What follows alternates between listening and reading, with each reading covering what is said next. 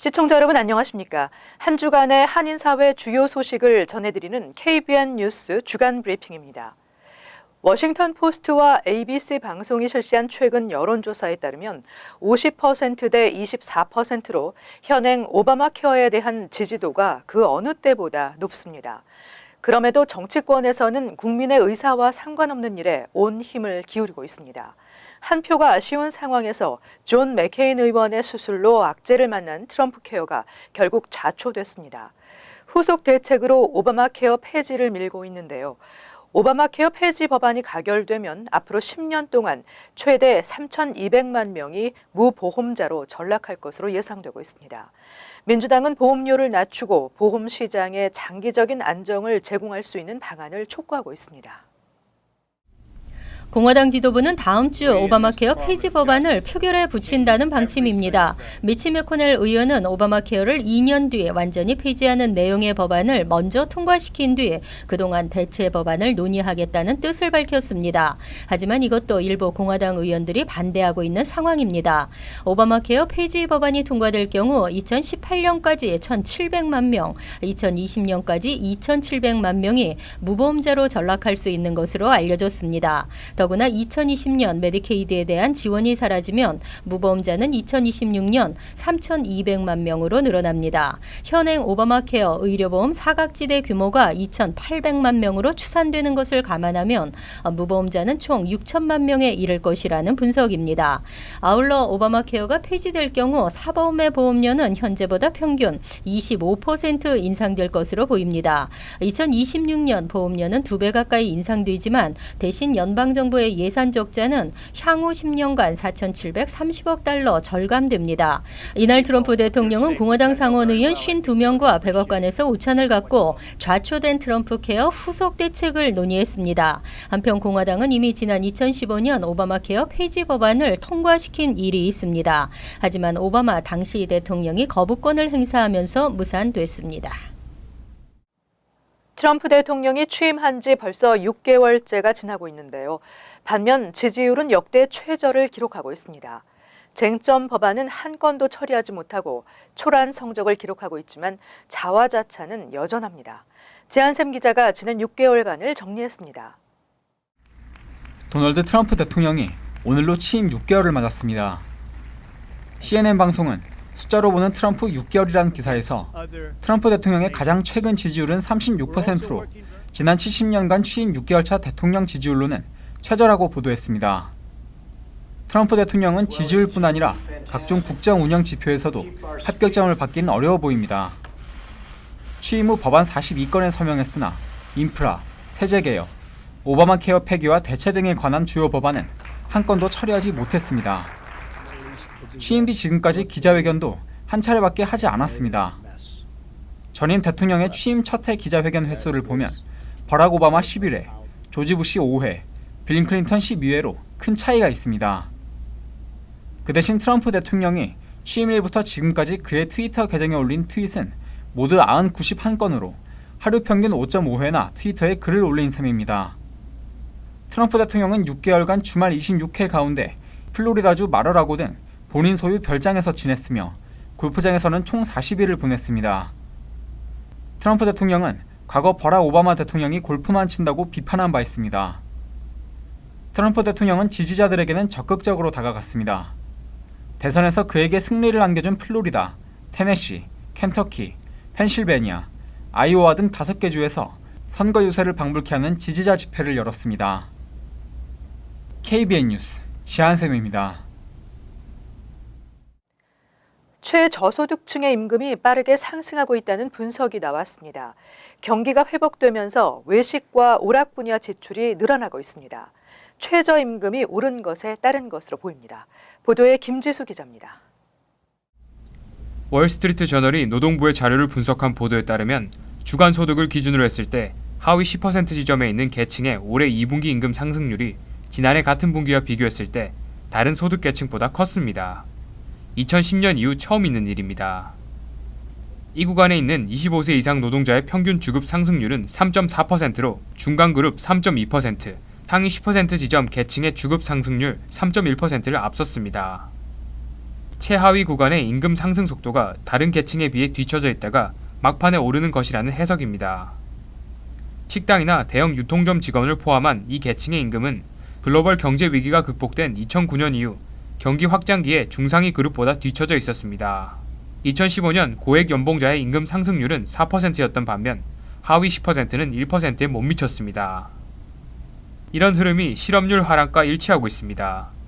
지난달 미국 실업률은 4.4%로 작년 동기에 4.9%에 더 떨어졌습니다. 미국의 일자리 검색 엔진 인디드는 경기가 좋아지고 사람들이 외식과 오락에 더 많은 지출을 하면서 이들 분야의 구인이 늘고 있다는 의미라고 분석했습니다. 최저임금 인상도 일부 영향을 준 것으로 보입니다. 올해 들어 미국 19개 주에서 최저임금이 올랐고 이번 달에는 메릴랜드와 오리건 주가 그 뒤를 이었습니다. KBN 뉴스 김지수입니다. 한국에서 입양한 남매를 6년 동안 상습 학대한 박 씨 부부에게 오는 9월 실형이 선고됩니다. 이들에게는 60여 개의 혐의가 적용됐지만 형량 협상 과정에서 박 씨가 인정한 노동 착취 혐의만 확정됐습니다. 19일 박수경 이정택 부부는 한국에서 입양한 남매에 대한 두 건의 D급 중범죄인 노동착취 혐의에 대해 유죄를 인정했습니다. 퀸즈 검찰은 이에 따라 오는 9월 선고 공판에서 박 씨는 6개월 실형에 5년 보호관찰, 이 씨는 5개월 보호관찰형을 선고받을 것이라고 밝혔습니다. 지난해 5월 검찰은 박 씨 부부를 기소하면서 2급 중절도와 3급 폭행 등 60여 개 혐의를 적용했지만 형량 협상 과정에서 노동착취 혐의에만 유죄를 인정하는 것에 양측이 동의한 것으로 확인됐습니다. 검찰이 밝힌 형량은 판사와도 이미 합의된 사안이기 때문에 바뀔 가능성은 없는 것으로 알려졌습니다. 박 씨 부부의 변호사 데니스 코피는 이번 유죄 인정과 선고 형량은 박 씨도 동의한 것이며 사실상 박 씨를 배려하고 박 씨 또한 만족한 결과라고 말했습니다. 이번 사건은 박 씨가 지난 2010년 한국에서 12세 여자아이와 10세 남자아이를 입양한 후 여권을 빼앗고 6년에 걸쳐 이들 남매에게 노동을 강요했으며 신체적 학대까지 가한 혐의를 받았습니다. 방과 후 매일 10시간가량 청소를 시키는가 하면 식료품 가게에서 일한 급여를 가로챈 혐의도 받았었습니다. 한편 이 사건은 지난해 한국의 SBS 시사 프로그램 그것이 알고 싶다에 방영되면서 공분을 일으킨 바 있습니다. 지난 2012년 한기석 씨를 떠밀어 열차에 치여 숨지게 한 용의자에게 정당 방위가 인정됐습니다. 술 취한 한기석 씨가 먼저 협박을 했다는 것이 인정돼 무죄 판결을 받고 풀려났습니다. 17일 뉴욕주 대배심은 지난 2012년 한기석 씨를 선로로 밀어 살해 혐의를 받아온 34세 나임 데이비스에 대해 무죄 판결을 내렸습니다. 12명으로 구성된 대배심은 이날 데이비스의 행위를 정당방위로 인정함에 따라 4년 6개월간 구금돼 있던 데이비스는 같은 날 석방됐습니다. 대배심의 판결문은 대부분의 배심원들은 검찰이 데이비스의 행위가 정당하지 못하다는 것을 충분히 증명하지 못했다는 데 뜻을 같이 했다며 나흘에 걸친 토의 끝에 데이비스의 당시 행동이 정당했다는 결론을 내렸다고 밝혔습니다. 데이비스에 의하면 숨진 한 씨가 먼저 죽이겠다고 협박했고 그런 그를 밀쳤는데 술에 취해 있던 한 씨가 승강장 아래로 떨어졌다는 것입니다. 당시 한 씨의 시신을 부검한 결과에서도 한 씨의 혈중 알코올 농도는 기준치의 3배였던 것으로 나타나면서 그의 주장에 힘을 실었습니다. 술에 취한 한 씨를 밀어서는 안 됐었다는 검찰의 주장을 배심원들은 받아들이지 않았습니다. 검찰의 항소 여부는 아직 알려지지 않았습니다. 뉴저지 저지시리 한인 의류점 업주 살해 사건의 용의자가 검거됐습니다. 마약 밀매 조직을 검거하는 과정에서 용의자가 잡히면서 미제 사건이 해결의 실마리를 찾았습니다. 마약 밀매 조직의 두목 골든 윌리엄슨이 전격 체포되면서 2년 동안 오리무중이던 이병훈 씨 살해 사건이 마침내 실마리를 찾게 됐습니다. 윌리엄슨은 2015년 12월 19일 뉴저지 저지시리에서 옷가게를 운영하던 61세 한인 이병훈 씨 가게에 침입해 총격 살해한 뒤 도주한 용의자입니다. 사건 발생 직후 허드슨 실업인 협회는 현상금 $3,000를 내걸며 용의자 검거를 위해 적극 나섰음에도 단서를 찾지 못했었습니다. 그러던 중 허드슨 카운티 검찰이 지역 내 마약 밀매 조직을 일망타진하는 과정에서 윌리엄슨이 검거된 것입니다. 윌리엄슨은 범행 동료 26세 에릭 도슨과 32세 케빈 마일스를 총격 살해한 혐의도 받고 있습니다. 검찰은 윌리엄슨과 함께 마약 밀매 조직에 가담해온 용의자 등 7명을 다수의 마약 거래 및 살인 혐의로 기소했습니다. 하지만 검찰은 이 시 살인 사건이 이들 조직의 마약 거래와 관련이 있는지 여부에 대해서는 언급하지 않았습니다. 올 들어 육류 가격이 평균 20%나 상승했습니다. 여름철 바베큐 시즌을 맞아 한인들이 가장 선호하는 삼겹살 가격은 80%나 폭등했습니다. 수요는 많고 재고량은 부족하면서 가격 상승이 우려되고 있습니다. 7월 초 삼겹살 도매 가격은 파운드당 2.10달러로 나타났습니다. 이는 농무부의 정규 가격 조사가 시작된 2013년 이후 가장 높은 수준으로 올해 들어 80%나 폭등한 것입니다. 삼겹살을 구입하려는 소비자 수는 2013에서 16년 사이 14% 이상 증가했는데 삼겹살 공급량은 부족하기 때문입니다. 지난 5월 31일 기준 냉동 삼겹살 재고량은 3,160만 파운드로 전년 대비 59%나 줄어들었습니다. 이외 소고기와 닭고기의 도매가도 평균 20% 급등한 것으로 나타났습니다. 이처럼 육류 가격이 오르는 것은 중국 등으로의 수출이 늘고 전국적으로도 육류 소비가 증가하는 여름철을 맞아 냉동 재고량이 부족해지고 있기 때문입니다.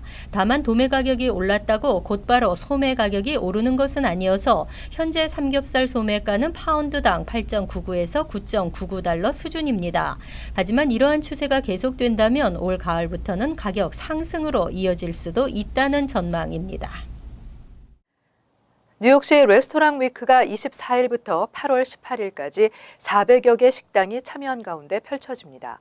유명 식당들에서 좋은 가격에 이색적인 요리를 경험할 수 있는 놓칠 수 없는 기회입니다.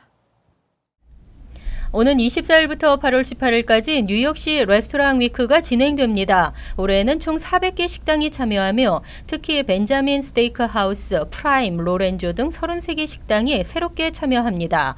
미슐랭 가이드에서 좋은 등급을 받은 유명 레스토랑들의 메뉴를 합리적인 가격으로 경험할 수 있습니다.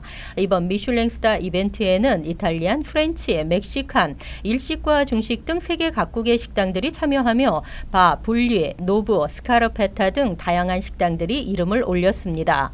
한 식당으로 미슐랭 스타를 받은 단지 한 잔 등도 참여해 한국의 전통장과 소스, 농장의 신선한 재료로 한국의 맛을 선보일 예정입니다. 각 식당들은 에피타이저, 메인, 디저트 등 3코스를 프리픽스로 구성해 선보입니다. 가격은 점심 29달러, 저녁 42달러이며 음료나 세금, 팁은 별도입니다. 자세한 정보 및 예약은 뉴욕시 웹사이트를 참고하면 됩니다. 미슐랭은 전문 심사원이 암행조사 방식으로 직접 식당에 가서 음식을 먹어보고 보고서를 작성해 이를 근거로 심사원이 평가를 내려 총 3가지 스타를 부여합니다. 미국에서 태어난 자녀를 둔 부모들의 고민이 있습니다. 부모가 현재 시민권자여도 자녀가 태어난 당시 영주권자였으면 자녀들이 자동으로 선천적 복수 국적이 되면서 18살 이전 국적 이탈 신고를 해야 하는데요. 하지만 절차가 복잡하고 한국에 출생 신고가 안 된 경우 소요되는 시간은 1년 6개월이나 걸리는 것으로 나타났습니다. 다행히 필요한 서류는 나중에 제출하더라도 먼저 정해진 기간 안에 국적 이탈 신고를 접수할 수 있는 것으로 알려졌습니다. 선천적 복수 국적의 문제, 특정 기간 안에 국적 이탈의 기회를 놓치면 기본권이 침해될 수 있다는 것인데요. 이러한 위헌 요소가 있음에도 헌법 소원에서 번번이 실패했습니다. 한인 2세 국적 포기는 7년째 증가하고 있습니다. 조속히 시정돼야 한다는 목소리가 커지고 있습니다. KBN 뉴스 주간 브리핑 여기서 마칩니다. 시청해주신 여러분 고맙습니다.